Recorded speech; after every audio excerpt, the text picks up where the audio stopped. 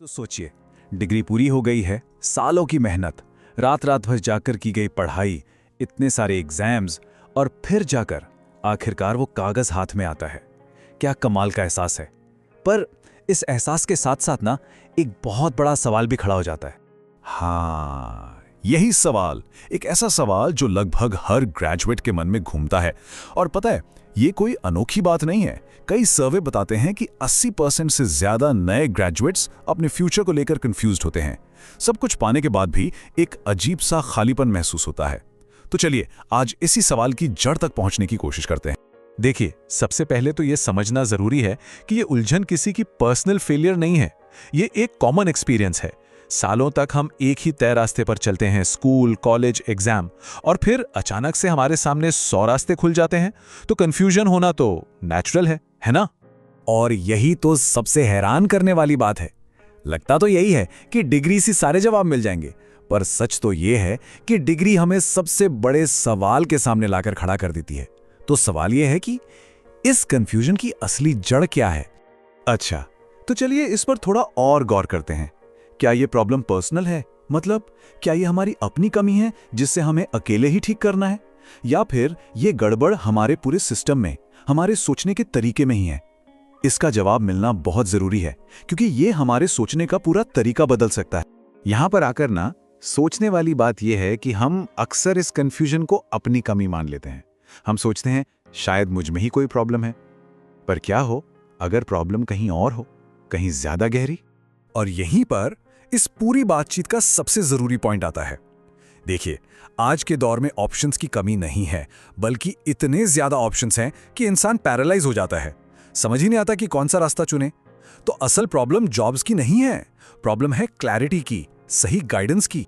और इसी पॉइंट पे हमें दो शब्दों के बीच का फर्क समझना होगा, सलाह और मार्गदर्शन।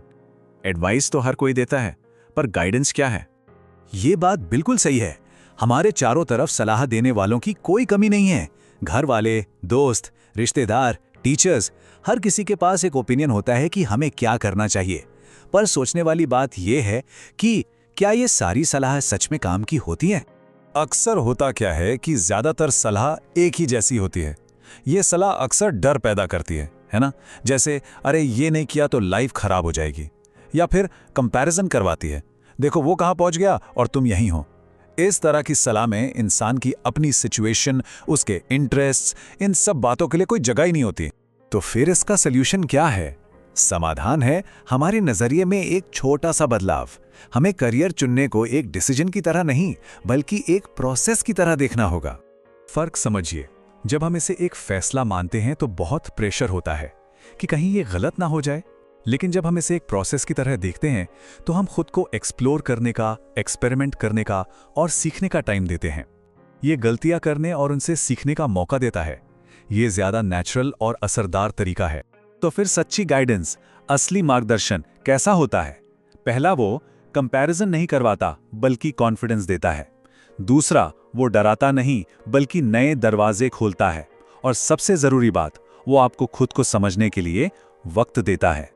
और यही सारी बातें हमें इस चर्चा के सबसे जरूरी हिस्से पर ले आती हैं, वो है सही समझ। किसी भी अच्छे करियर की नींव बाहर से मिली हुई सलाह पर नहीं, बल्कि अपनी गहरी समझ पर टिकी होती है। देखिए, एक सैटिस्फाइंग और सक्सेसफुल करियर की असली फाउंडेशन क्या है? ये कोई सोशल प्रेशर पूरा करने के बारे में नहीं है। इसका कोई शॉर्टकट या फॉर्मूला भी नहीं है। और ये लाइन इस पूरी बात का निचोड़ है। हम करियर बनाने की रेस में इतना भागते हैं कि सबसे जरूरी चीज यानी खुद को समझना ही भूल जाते हैं। एक अच्छा करियर जल्दबाजी से नहीं, बल्कि धैर्य और सच्ची समझ से बनता है।